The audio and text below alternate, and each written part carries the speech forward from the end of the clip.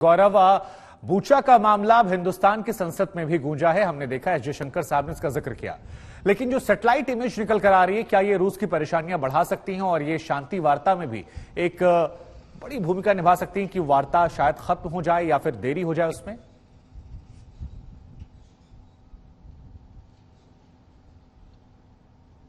उम्मीद यही है कि हिंसा बंद हो, जांच हो इस पूरे प्रकरण की। लेकिन क्या ऐसा होगा? जांच की अगर हम बात करें तो अगर आप मेरे ठीक पीछे देखें तो एक के बाद एक आप देख सकते हैं कितनी गाड़ियां इस समय बूचा में जा रही हैं। बूचा और इरपिन में चाहे एम्बुलेंसेज हो, चाहे इमरजेंसी वर्कर्स हो, चाहे इन्वेस्टिगेटर्स हो, ये तीनों और अंतरराष्ट्रीय इन्वेस्टिगेटर्स की टीम। यहां अभी हमारी एक पुलिस अधिकारी से बात हो रही थी, वो हमें ये बता रहे थे कि यूक्रेन की पुलिस तो इस मामले की जांच करेगी ही, लेकिन यूक्रेन के प्रोसिक्यूशन डिपार्टमेंट के साथ साथ एक अंतरराष्ट्रीय जांच भी होगी, निष्पक्ष जांच होगी, ऐसी जांच जिसे यूनाइटेड नेशंस मानेगा। अगर आप देखें तो ये गाड़ियां जो जा रही हैं इस समय बूचा की तरफ, ये सारी गाड़ियां health workers, emergency workers, investigators, doctors, administrators, उनकी टीमों को लेकर ये गाड़ियां जा रही हैं ताकि किसी भी तरह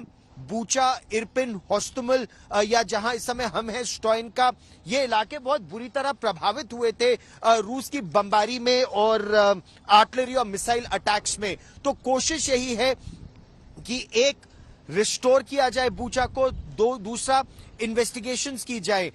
यूक्रेन की माने तो उनके पास उन अधिकारियों के नाम भी है जिन अधिकारियों ने इस पूरे क्षेत्र में 24 फरवरी से लेकर 30 मार्च तक जिनकी निगरानी में यहां रशिया के ऑपरेशंस हुए थे।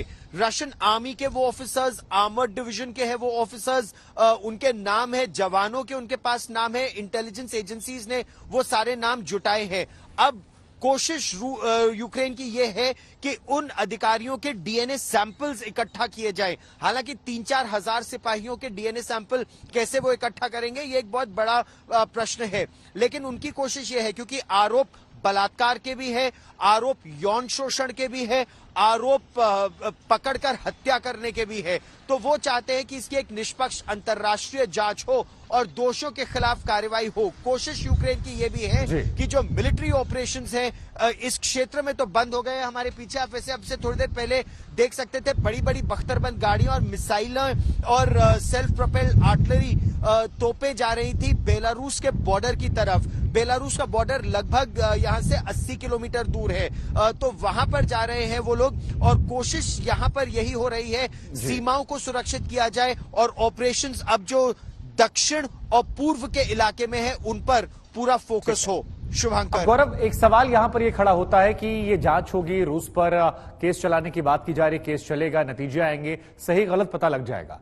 लेकिन एक और सवाल जो इससे बड़ा है वो ये है कि 42 दिनों से युद्ध चल रहा है, शांति वार्ता में काफी हद तक करीबियां हो गई थी। इस घटना का उस पर कितना गहरा असर पड़ेगा, जरा इसको समझाइए और इसका युद्ध के लार्जर पिक्चर में क्या रोल होने वाला है?